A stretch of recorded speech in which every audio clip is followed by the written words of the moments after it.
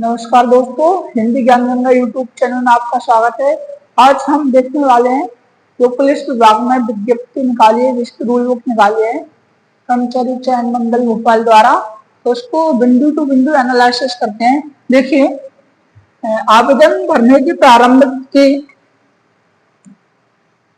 15/9 यानी 15 सितंबर से है और कब तक है 29 सितंबर तक।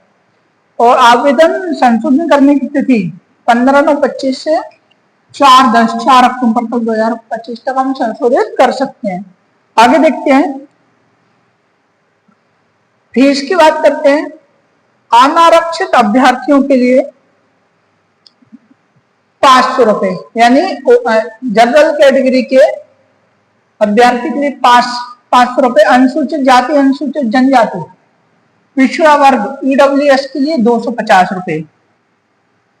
पुलिस विभाग की विभागीय परीक्षा शुल्क 100 रुपए, यानी जो पहले से पुलिस विभाग में है वो विभागीय परीक्षा देने चाहते हैं, उच्च पोस्ट के लिए छोटी पोस्ट पर है तो वो उनके लिए 200 रुपए है।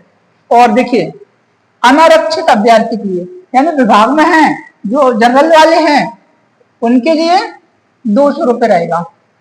ठीक है, आइए आगे देखते हैं। ऑनलाइन परीक्षा पद्धति समय सारणी।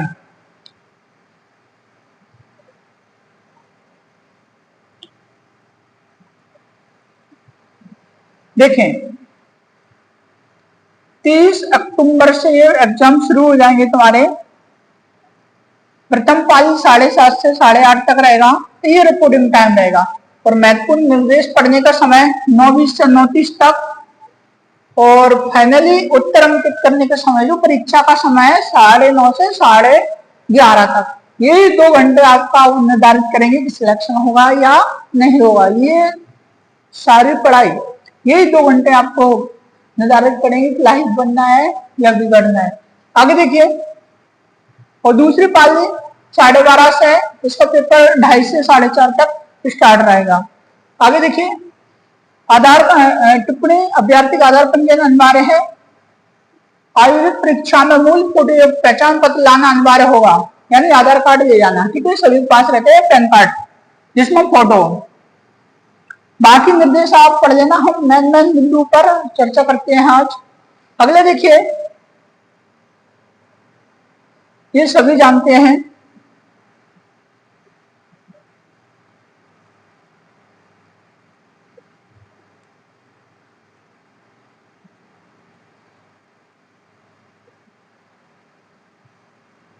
ये जो रूल बुक है ना उसकी विषय सूची दी है कि कौन से बिंदु पर कौन से निर्देश दिए गए हैं। आपके पास रूल बुक पहुंच गई होगी तो ये सारे बिंदु आप आसानी से पढ़ सकते हैं। इधर पृष्ठ क्रमांक दिया है कितने से इतने तक ये है।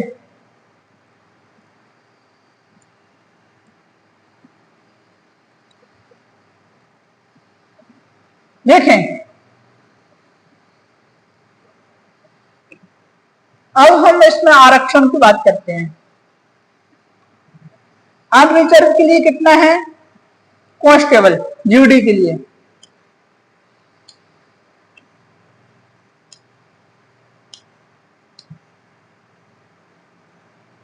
27%। और ये 13% क्या है, काल्पनिक। काल्पनिक यानी ये इस पे होल्ड लगा के रखते हैं, बाद में दिया जाता है। वास्तविक में 17 मिलेगा। एससी के लिए 16% है, एसटी के लिए 20 है, ओबीसी के लिए है तो 27। लेकिन उनको अभी कुछ भर्तियों में 14% पर भर्ती की थी, 13 होल्ड लगा रखा था। बाद में कोर्ट केस करने के बाद उस पर भी भर्ती की गई थी। ईडब्ल्यूएस ये जनरल कैटेगरियों के लिए है, आर्थिक श्रेणी में कमजोर है जो अभ्यर्थी उनके लिए। तो 10% उनका टोटल कितना हो रहा है 87, यानी 13% ऑल मिला के कितना हो गया 100%। अब हम देखते हैं ओपन के लिए कितनी वैकेंसी रहेंगी। ये देखो, सामान्य ड्यूटी जनरल ड्यूटी है ना, जीडी को देख रहे हैं। ठीक है, तो 877। ठीक है, तो ये काल्पनिक रहेंगी 422 होल्ड रहेंगी। एससी के लिए 519 है, एसटी के लिए 639 है, ओबीसी के लिए 876 है, ये होल्ड पर रहेंगी। ईडब्ल्यूएस के लिए 324 है, टोटल 2823 थर्ड वाली 422 मिलाकर 3245। ये किसके लिए? ओपन, ये जनरल कैटेगरी के लिए है, ठीक है। अब देखिए, यानी जनरल का मतलब है डायरेक्ट सीधी भर्ती रहेगी इसमें, और इसी में कैटेगरी भी आएंगी सभी। अब देखो, एक्स सर्विसमैन जो पहले से सर्विस करते थे, जैसे आर्मी में हुए लोग, तो उनको भी सेम रहेगा। 27% के हिसाब से 10% वैकेंसी रहेंगी उसमें रिजर्व। 203 97 होल्ड, एससी के लिए 120, एसटी के लिए 150, ओबीसी के लिए 202, ऐसे करके टोटल कितनी रहेंगी? 250 वैकेंसी रहेंगी। होमगार्ड,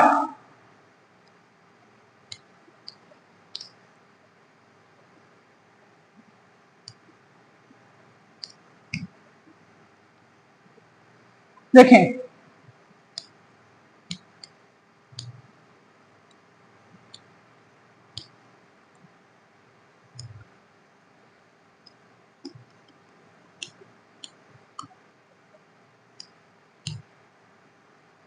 होमगार्ड 15% आरक्षण दिया जाता है इनको। कितना? होमगार्ड को 15, ठीक है। तो वो आरक्षण का प्रतिशत वो ही रहेगा, तो 303 रहेंगे जो जनरल वाले होमगार्ड है उनके लिए। एससी वाले 180, होमगार्ड जो एसटी वाले हैं 225, ओबीसी वाले हैं 204, 14% वो रहेंगे, ऑड पर रहेंगे। ऐसे टोटल कितने होमगार्ड के लिए? 1125। फीमेल, इसमें 33% आरक्षण किसको दिया गया? फीमेल, महिलाओं को दिया गया है। ऐसी समझो शिक्षक भर्ती में रहता वर्ग 1, 2, 3 में महिलाओं को कितना आरक्षण दिया गया? 50% आरक्षण दिया गया है। तो महिलाओं का देखिए, जनरल वाली महिलाओं के लिए 624, एससी वालों के लिए 381, एसटी की महिलाओं के लिए 476, ओबीसी के लिए 643, और ईडब्ल्यूएस का और टोटल 2380। इसी प्रकार टोटल पोस्ट का अपन देखें तो 7500, टोटल वैकेंसी की बात करें तो 7500 वैकेंसी है।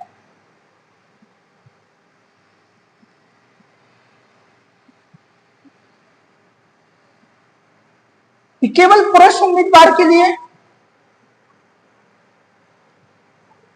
देखो, इसमें एक शब्द है सामान्य ड्यूटी, जनरल ड्यूटी, विशेष सशक्त बल, एसएफ ड्यूटी, ठीक है, केवल पुरुष उम्मीदवार के लिए। इसमें विशेष सशक्त जो बल हैं उनकी, ठीक है, विशेष सशक्त बलों के लिए वही आरक्षण का प्रतिशत वही रहेगा, ठीक है। इस हिसाब से आप देख सकते हैं टोटल कितनी मोर हो जाएंगी वैकेंसी।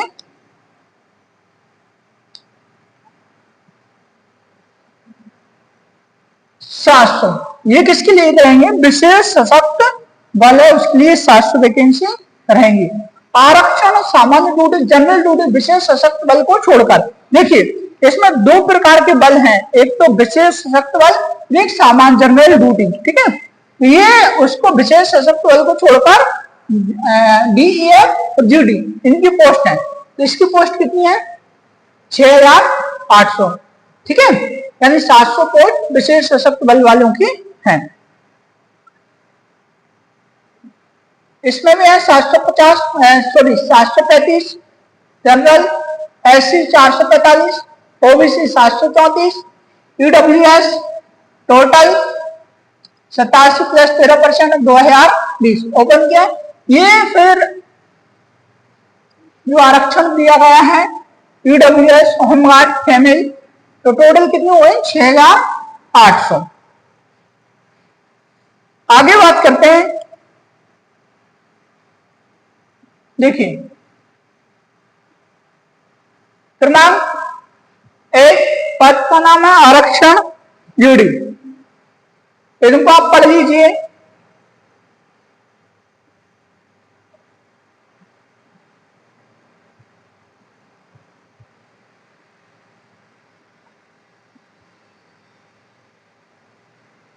देखो,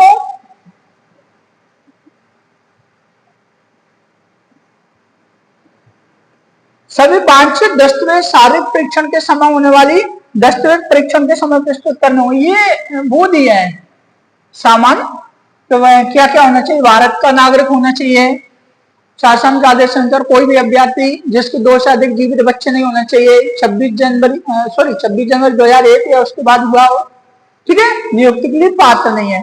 ये टर्म एंड कंडीशन दे रखी हैं कि क्या क्या, ठीक है, पात्रता में रहेगा, क्या अपात्रता में रहेगा, टर्म एंड कंडीशन है, तो ये आप सभी पढ़ सकते हैं। अगर जिसके 2 बच्चे से अधिक हैं वो अपात्र रहेंगे। इसके साथ साथ अन्य सभी वांछित दस्तावेज शारीरिक परीक्षण के समय होने वाले दस्तावेज परीक्षण के समय प्रस्तुत करने होंगे। सारे दस्तावेज जब आपका फिजिकल होगा तब आपको प्रस्तुत करने होंगे। और भी बहुत सारे नियम हैं, आप इनको पढ़ सकते हैं।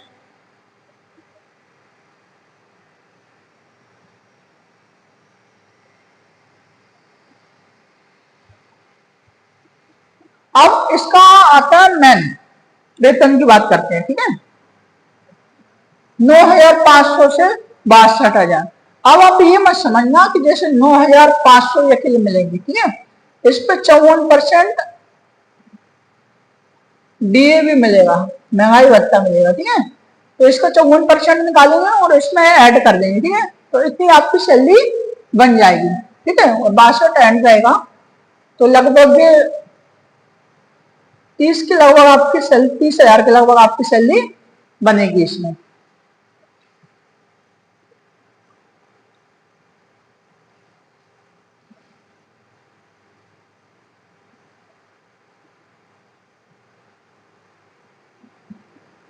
देखो क्या है कि विज्ञप्ति पदों की संख्या में परिवर्तन अर्थात कमी अथवा वृद्धि हो सकती है, ठीक है, सभी पद तृतीय एवं कार्यपालिक श्रेणी के हैं।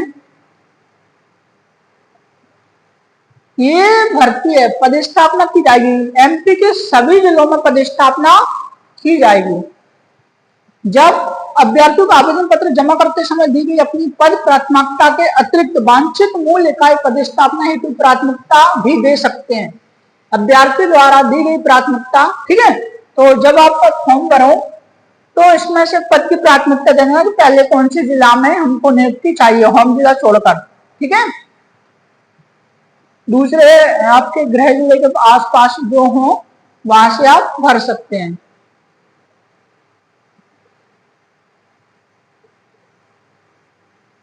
न्यूनतम शैक्षणिक योग्यता, देखिए अनुसूचित अनारक्षित अनुसूचित जाति तथा अन्य पिछड़ा वर्ग हेतु शैक्षणिक अर्हता है कितना होना चाहिए, 10 मान्यता प्राप्त किसी मंडल संस्था से 10+2 प्रणाली के अंतर्गत 10वीं कक्षा में परीक्षा अथवा हायर सेकेंडरी 10वीं या 12वीं होना चाहिए, ठीक है, और जनजाति है ना जो एसटी वर्ग के लोग हैं ना उनके लिए 8वीं पास होना चाहिए, इसके समकक्ष या कोई होना चाहिए। देखो शैक्षणिक अर्हता में कोई भी छूट नहीं दी जाएगी, ठीक है, एसटी और जनरल के लिए क्या है 10वीं पास, और जो एसटी के छात्र हैं अनुसूचित जनजाति को उनके लिए 8वीं पास रहेगा। निर्धारित आयु देखिए, दिनांक 20/9/25 को विहित आयु पूरी करनी होनी चाहिए, न्यूनतम 18 वर्ष और अधिकतम कितने आयु से अधिक नहीं होना चाहिए, आयु वर्ष ये दी है, न्यूनतम 18 अधिकतम 33, ठीक है। मध्य प्रदेश के अनारक्षित जनरलों के लिए है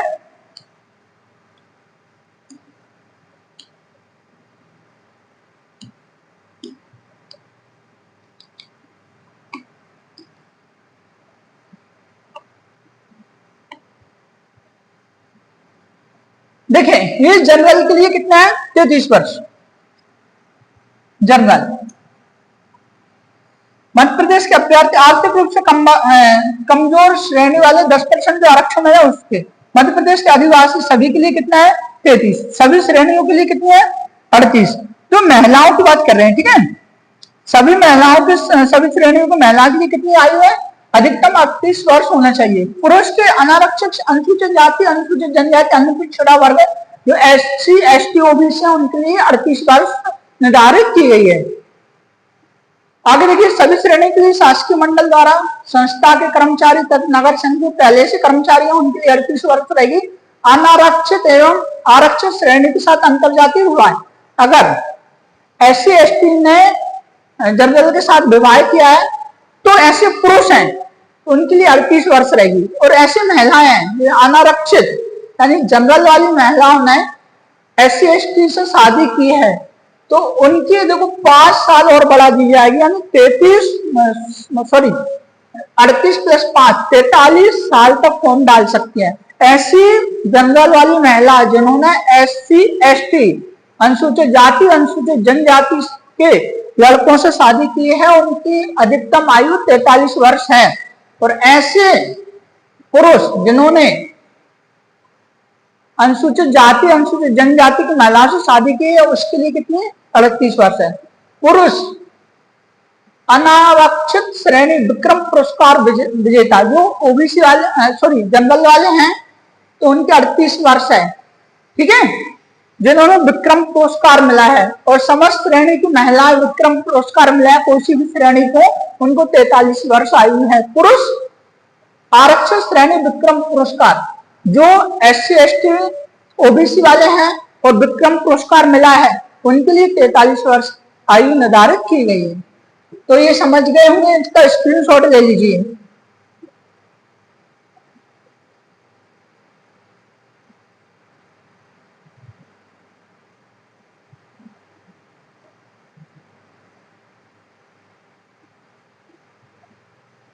देखिए और भी बहुत सारे नियम दिए गए हैं इसमें। अनुसूचित जाति अनुसूचित जनजाति अन्य पिछड़ा वर्ग के अभ्यर्थियों के लिए जाति प्रमाण पत्र के नमूने इस नियम पुस्तिका में दर्शाए गए हैं। विक्रम पुरस्कार या कौन कौन से लाभ मिल सकते हैं, रोजगार पंजीयन जीवित होना चाहिए, भूतपूर्व सैनिक से संबंधित नियम,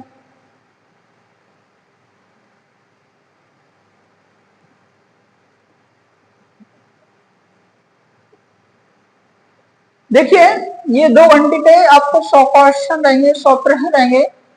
प्रथम चरण में लिखित परीक्षा होगी आपकी MCQ, द्वितीय चरण में शारीरिक दक्षता परीक्षण यानी फिजिकल रहेगा, ठीक है।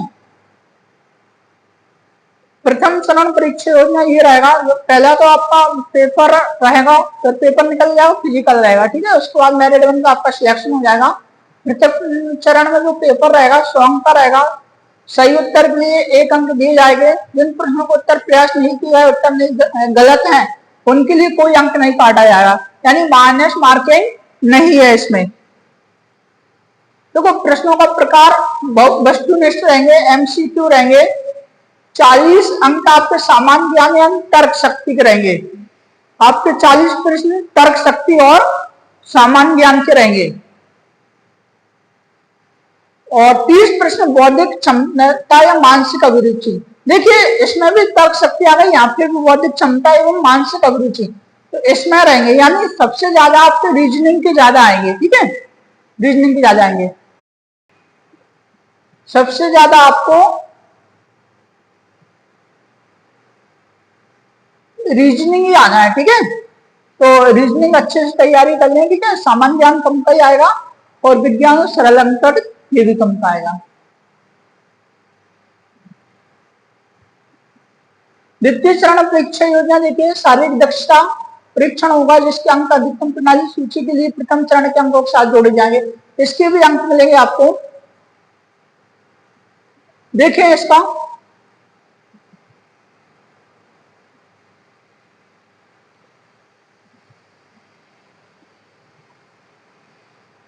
देखो जीडी सबर के समस्त अभ्यर्थियों के लिए शारीरिक दक्षता परीक्षण में अधिकतम कुल योग के न्यूनतम 30% अंक लाना होंगे।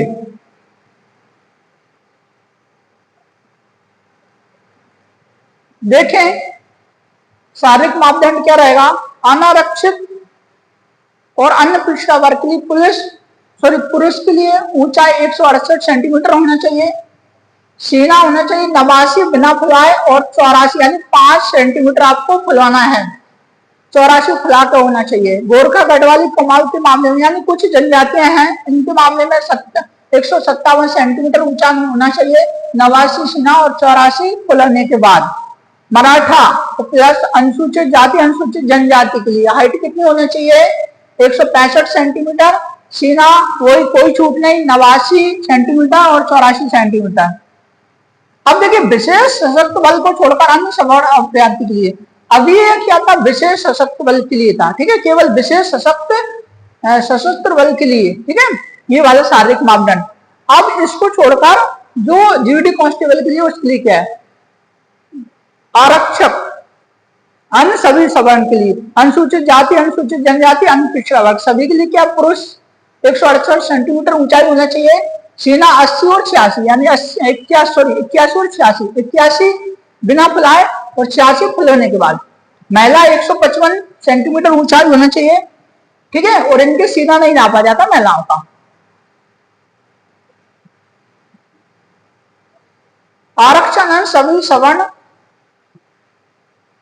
अनुसूचित जनजाति, ठीक है, ये ऊपर वाला पढ़ा था हमने जनरल, एससी ओबीसी के लिए था, ए एसटी के लिए, ठीक है, पुरुष 160 सेंटीमीटर हाइट होना चाहिए इसकी, महिला 155 होना चाहिए, इनके सीने में छूट दी गई 86 प्लस 81 होना चाहिए।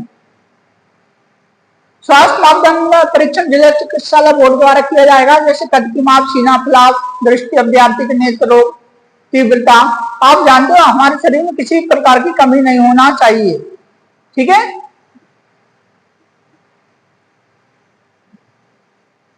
ये कोड है, ओपन ओबीसी एससी के लिए है, होमगार्ड के लिए है। ये आपका एग्जाम फॉर्म भरो ना, सॉरी ये वाला आप फॉर्म भरोगे ना परीक्षा के लिए पुलिस का, तो उस समय आप उनका ध्यान रखना, वो आपको समझा देंगे, वो ऑनलाइन एमपी ऑनलाइन वाले रहेंगे, ठीक है।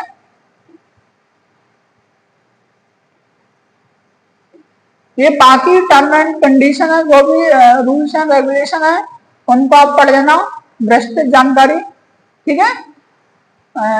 जो फॉर्म भरने जा रहे हैं, जो भी कैंडिडेट फॉर्म भरने से पहले एक बार इस रूल बुक को पढ़ जरूर लें, ठीक है, जैसे अच्छे से क्लियर हो जाए कि योग्यता क्या है, शारीरिक मापदंड क्या है, वो हमारे अंदर है या नहीं, ठीक है। उसी के बाद आप फॉर्म भरें। बहुत सारे नियम कानून दिए रखे हैं, प्रतीक्षा सूची क्या रहेगा, जो वेटिंग लिस्ट रहेगा किस प्रकार से क्लियर करेंगे, ठीक है, वगैरह वगैरह ये रहेंगे। 10+2 अंक सूची के, जिसमें जन्म तिथि हो, जन्म प्रमाण पत्र के लिए मान रहेगा, विवाहित अभ्यर्थी उनके बच्चों का जन्म प्रमाण पत्र, ये सारी प्रक्रिया इनको आप अच्छे से पढ़ लें। अंतिम चयन किस प्रकार रहेगा, अभ्यर्थी की शारीरिक दक्षता परीक्षण न्यूनतम अंक हर लाने पर, ठीक है। तो ये टर्म एंड क्या क्या कंडीशन है, ठीक है। चलिए सत्यापन किस प्रकार से किया जाएगा, नियुक्ति किस प्रकार से की जाएगी। मैं आपको सभी पढ़ के इसलिए नहीं सुना रहा, पढ़ने में क्योंकि 2 घंटे लग जाएंगे, अभी इसमें वीडियो बहुत लंबी हो जाएगी और आप देखोगे नहीं, बीच में से छोड़ दोगे इसको, ठीक है। तो रूल बुक, आज व्हाट्सएप ऑनलाइन जमाना है, व्हाट्सएप का जमाना है, तो सभी के पास रूल बुक पहुंच ही गई होंगी, ठीक है। तो वहां से रूल बुक पढ़ सकते हो। मेन उद्देश्य अपना वीडियो बनाने का ये था कि आप तक जानकारी, किस किस की एज की जानकारी पहुंच जाए और जो शैक्षणिक योग्यता है उसकी जानकारी पहुंच जाए आपके पास, ठीक है। और जो फिजिकल रहेगा उसमें, ठीक है, फिजिकल में क्या क्या रहेगा, ठीक है, उसकी जानकारी पहुंच जाए।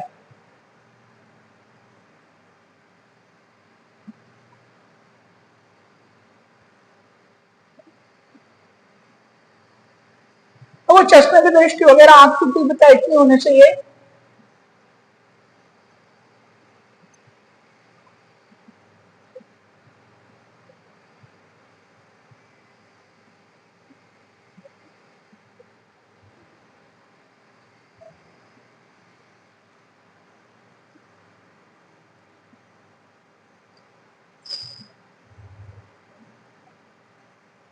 आशा करता हूँ कि ये वीडियो आपको समझ में आई होगी, ठीक है। तो सभी जल्द से जल्द लास्ट डेट को ना बैठे सभी और अपना फॉर्म डाल लें, ठीक है। लास्ट तारीख का ध्यान रखें, 29/9, आज कितनी हो गई 16, ठीक है। कम ही टाइम बचा हुआ है हमारे पास, 15 से कल से डलने स्टार्ट हो गए, तो 4 तक, ठीक है, और 4 तारीख तक हम करेक्शन करवा सकते हैं। 250 रुपये प्लस 70 रुपये कंप्यूटर वाला ले लेता है, तो 230 के लगभग आपका ये चार्जेस रहेगा। ठीक है, तो सभी डालें, फॉर्म डालें, सभी पेपर निकालें, फिजिकल निकालें। जब तक के लिए बेस्ट ऑफ लक, मिलते हैं नेक्स्ट वीडियो में।